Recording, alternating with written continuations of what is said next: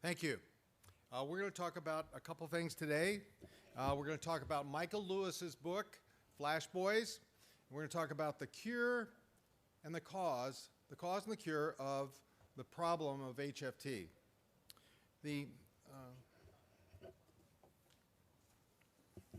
And then we're going to get into something more fun. We're going to play blackjack. We're going to talk about successful strategies in blackjack. And we're also going to talk about how a similar strategy can actually beat the S&P 500. Let's take a look at the headlines that have occurred. We've all seen this. HFT has been blamed for everything. The terrible people out there.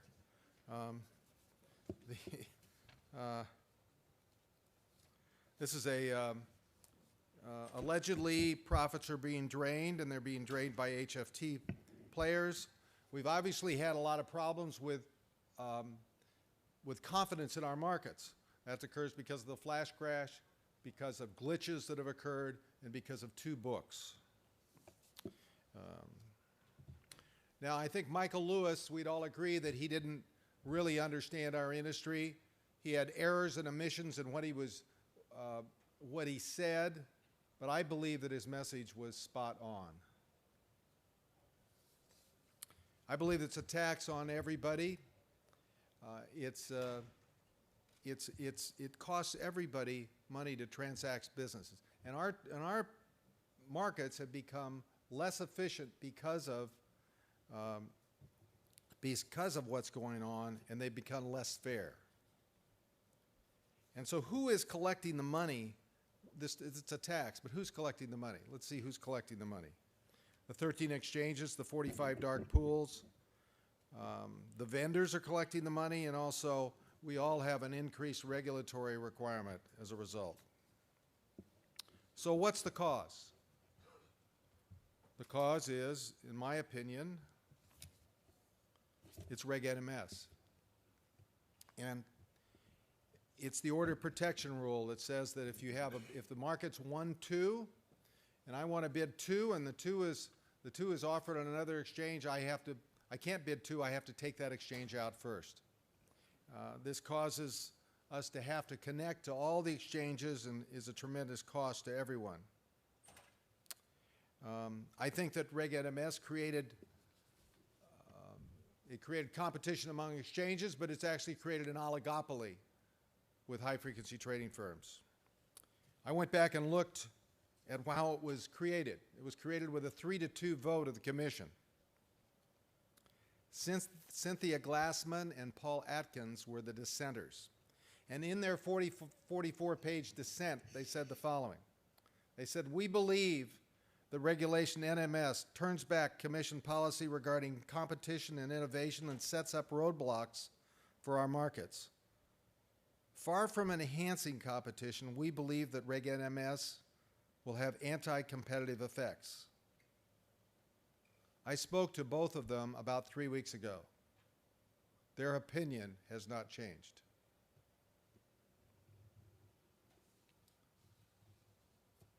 So what's the cure? The cure, I believe, is to essentially rescind Reg NMS. A tamer version of that would be to allow locked markets.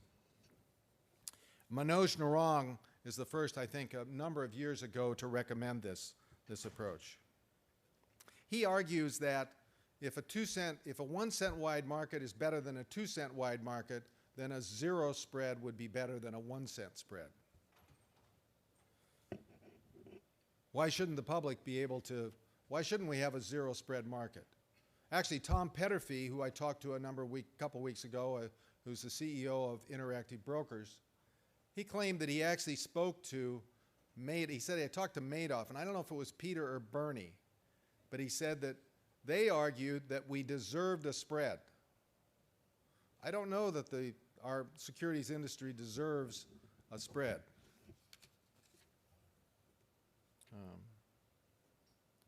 I find it interesting that the media, Congress, and the Attorney General from New York blames the high-frequency traders and the exchanges.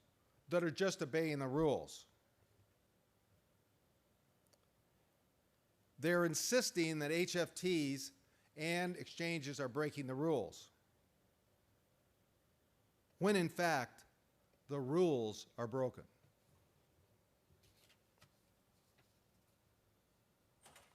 So I was thinking, you know, I think I have this clear vision of this, and I think I'm crazy, because nobody really understands that. The media, Congress, and the people who are dealing with the issue don't understand. So I think I'm absolutely insane.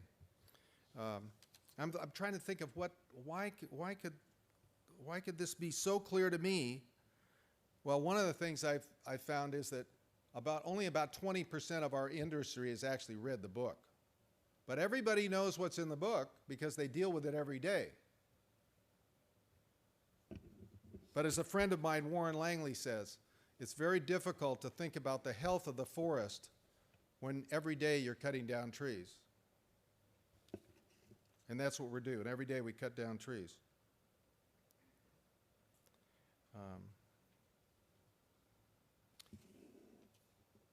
But my insanity, my feeling that I was insane, I'm too old, I should be out of this business. Fortunately, there was an op-ed a couple days ago by Cameron Smith of Quant Lab, and he also called for allowing locked markets. So at least I don't think I'm not. I thought for sure I was insane 3 days ago. Tuesday I thought, well, maybe I'm not completely insane. But I'm hopeful that the media, Congress, will understand and take a more holistic view, and everybody in this industry will take a more holistic view to the situation so that we can improve our market structure and we can create a more efficient system and a fairer system.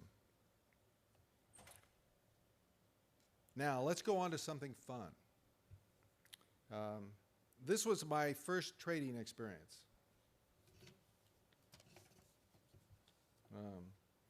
And I did have a strategy. My strategy was in a book by Beat the Dealer, called Beat the Dealer. And this originated in 1958 with an academic article. I think many things start in the academic world, and then we get those, we're the beneficiaries of the academic work.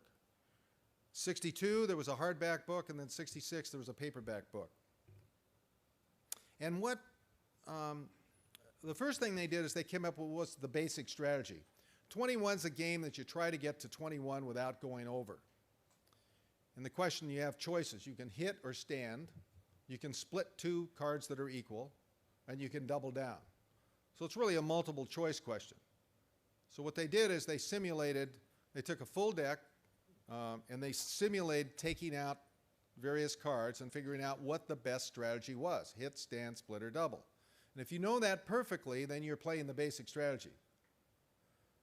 A lot of people think they know the basic strategy, but then if they're tested on it, which I was tested on the teams that I played on, we had timed tests. And you really didn't know as much as you thought you knew. So you had to know it perfectly, or at least very close to perfectly. And if you do the basic strategy, you can get an even. You're about even with the house with Las Vegas strip rules. But then if you took out certain cards, let's assume you have a deck and you take out all the aces, suddenly you're playing at a disadvantage. Take out the tens, you're at a disadvantage. But look, if you take out all the fives, you're suddenly playing at a 3.29% advantage. And that means that for every $100 you bet, you'd earn $3.29. So if you just run around and look for decks where all the fives are out there, you can play. Well, that's one way to do it. But another way would be to separate the cards into the ones that counted positively for you and the ones negatively. And the simplest strategy was you take 2 through 6 as +1, 7, 8s, and 9s as neutral, and 10s and aces as -1. And you keep a cumulative count of those. When you've got a positive count, you bet the number of units that the count has. So if you have a +4 count, you bet 4 units. If you have a +1 or less, you bet 1 unit, or you go to the bathroom. Or you say, I'm not going to play until I get another drink. Or the count improves. So I played blackjack from 71 to 75 a lot. And these are some of the numbers that I played 50 days a year. I had a full-time job, but every chance I was in Las Vegas. That advantage there is .008. I made 80 cents for every $100 I bet. And it's not a perfect system either.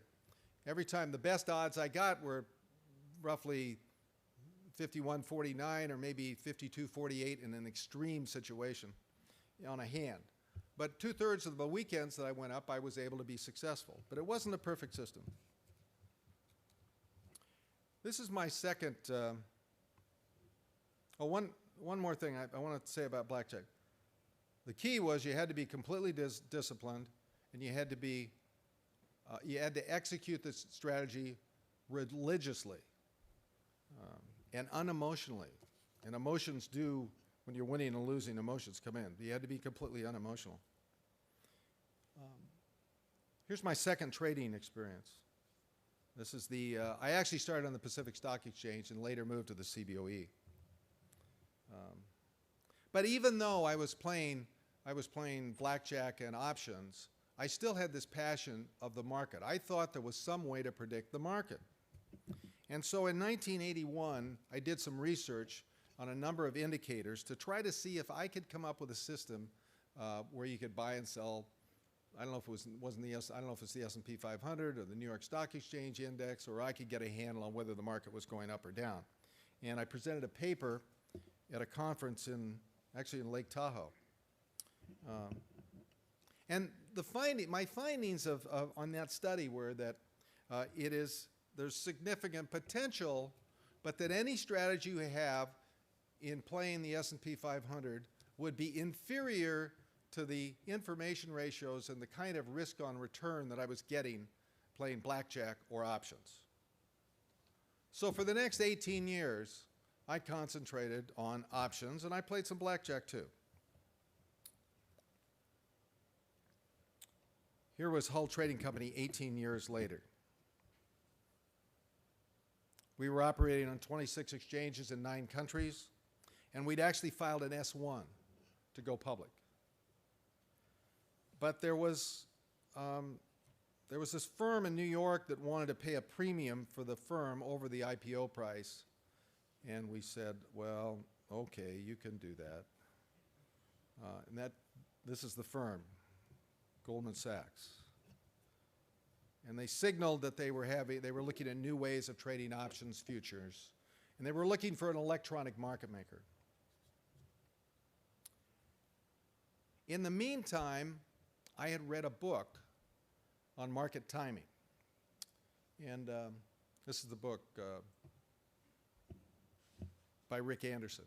And one of the things I do when I read an interesting book and something that I find fascinating and I have questions about, I call the author. Authors you'd think, well, why would, he doesn't want to hear from you.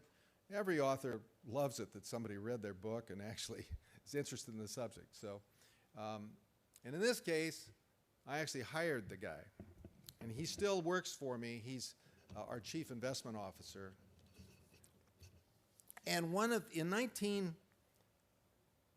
2006, he said, I've got a strategy that I think we can play the S&P 500.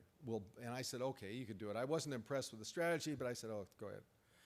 You can buy or sell 100 S&P 500 futures any day, be long or short, and he'd change up and down. And so these were the results. In 2006, let's see, 831,000, trying to look at, but then it's sort of interesting, 831,000 in 2009 was the same number, happened to be the same number. That's the good news. And then above in the graph are the daily return, or I guess those are daily returns. But that's the good news. We made money every year. Now the bad news is the strategy is sort of wearing out, and I think the edge in this strategy is gone. So the weight that we have in our actual trading has declined relative to a longer-term strategy that I'm going to talk about now. Staying close to the academic world, I went to the American Finance Association meeting in Chicago in 2010. And there was an article that was presented on the Baltic Dry Index. I was fascinated that this academic was convinced that the Baltic Dry Index predicted the S&P 500. How could that be? How could that happen? And so I did some research. I went and looked at not only that article, but about 100 other articles on the subject. And I think I've probably read 150 by now. But here is some of the work that was presented. And some of these are going to be very well known to you. Robert Shiller, Nobel Prize winner, cyclically adjusted price-to-earnings ratio. You see the Baltic Dry Index, new orders, new shipments, consumer price index. You see moving average. If the trend is up, the market tends to continue. If the trend is down, you've heard about all these things. So what we did is we said, let's do a walk-forward simulation of these, not knowing what and what would happen. So we built a model every 2 weeks, and we traded. Then we trade 10 days, and we rebuild the model, trade 10 days. And we were very careful not to have any look-forward bias. In fact, in some of the cases, we would, on the Federal Reserve numbers, we actually went back and scrubbed the data by going back and seeing what was reported, not the revised number. The government always goes back and said, well, that number wasn't quite right. So we had to go back through the data to find actually what the real numbers were. And these are the results of the walk-forward simulation. The top is you can see the equity versus the S&P 500, and you can see down below the position. And I think this graph shows it goes anywhere from, we could be short 100% up to 120% long in this simulation. Notice that it tends to be long most of the time. It's short. It was only max short in 2001 and 2008. Well, let's take a look at the results year by year. You can see that the Sharpe ratio, monthly Sharpe ratio, which we're very, very concerned about, is in the 0.9s, and then versus the S&P 500. The return was quite good. But if you look at the years, we don't outperform every year. There are 4 of 9 years that we did not outperform. And we should also be aware that these drawdowns that we had in 2001 and 2008 were severe drawdowns. And if you look back at the last 50 years, I believe they were greater than the other drawdowns that we'd had, even including 1987. So let's take a look at a daily report. Notice that we have 10 indicators here.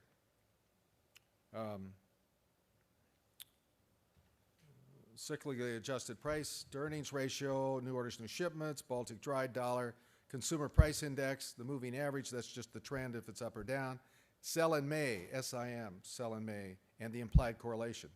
Variables X and Y, we're not going to tell you about those. But if you look at this, if you think about this, we're at a slightly higher price to earnings ratio than we historically have been, or have been in the last period that we look at, and that contributes 0.75%. These are the expected returns over the next six or 7 months. So it says that contributes a little bit. That fact alone means that it's slightly bearish. That would be like taking a 10 out of the deck. It's a slight disadvantage. And new orders, new shipments, we just went to, I think, at 4% greater orders than shipments. This is counterintuitive, but when orders exceed shipments, returns tend to be lower. In this case, where they are right now, about 1.36% versus if they were even. Baltic Dry, there's been a decline in the Baltic Dry recently. Let's see, the dollar. CPI. So you can see each of these, if you looked at variable X and variable Y, variable X looks like its 5s are out of the deck, and variable Y looks like 10s are out of the deck. And the total comes out to be an expectation of 0.5%. And this is in excess of what we expect the equity risk premium to be, which would be about 4%. So if we think about this, you'd think about this as we would expect the market to be up 4.5% in the next 6 months. But this, we look at this as being, there are 5 bullish factors, 5 bearish factors. I'd say the count's even. The count's even, roughly even. Now let's take a look at what it was a couple months ago.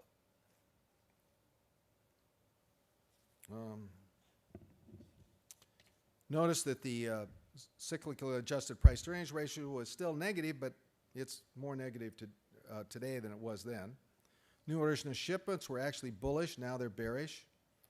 The other significant change is this consumer price index. I don't know if you've followed those numbers, but we had a little more inflation than we had expected, and it's more approaching where it has been in the past. So it was fairly bullish. It's not so bullish now, and that.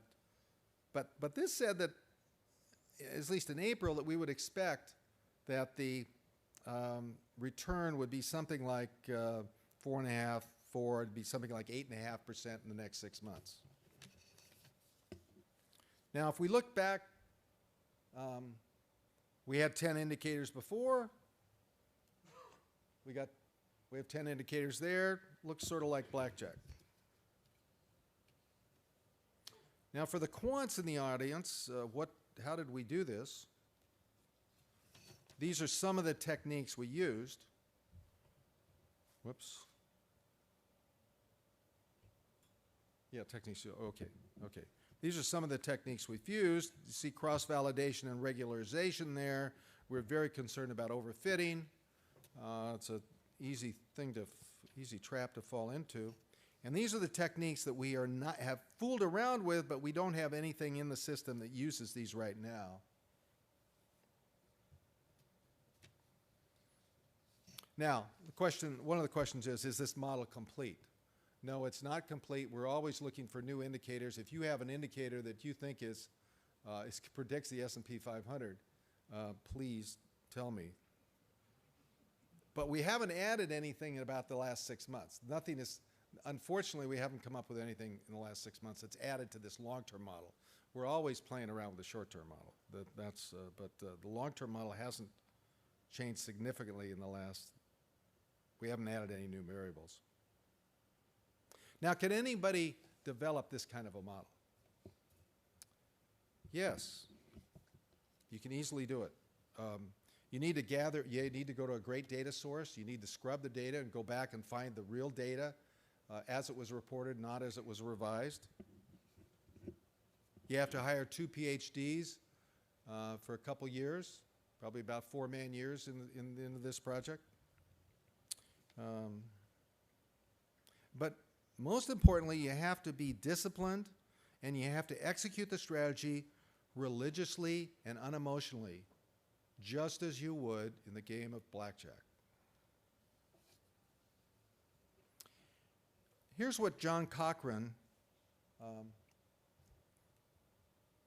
is a professor at the University of Chicago. He teaches the Advanced Investments course there. And this is what he says about these kinds of strategies, value strategies, because we have some technical indicators, but it's really a value strategy that drives it mostly. And it says, following these strategies or similar strategies requires a contrarian spirit. You would have missed the 90s bull market, but done well in the bust. You had to buy in the middle of the crash in the winter of 2008, 2009. You have to be unpopular. Be able to sit by and watch your buddies get rich and buy when they are selling. You have to buy in the middle of depressions and sell in hot booms. So what are we doing with this strategy today? Well, one, I feel calmer about the prospects of another 2008. We have 10% of our assets in this strategy right now, which will probably increase to 20% shortly. But this strategy has capacity. So I'd actually like to let other people use the strategy. And as a result, we are in registration to create an active ETF.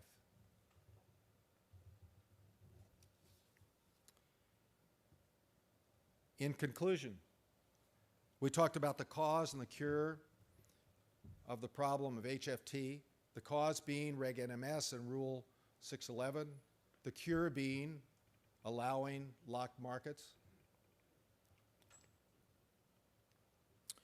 We also talked about blackjack. And if you're disciplined and you religiously execute a strategy, you can win.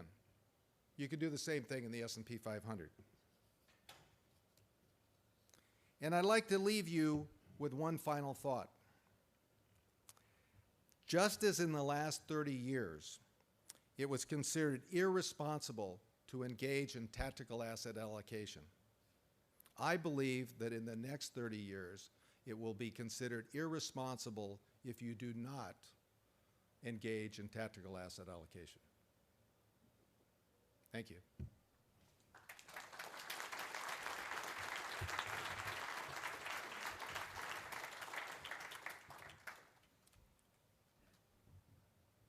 I'll take a couple questions if that, Yeah, unless you. No, please.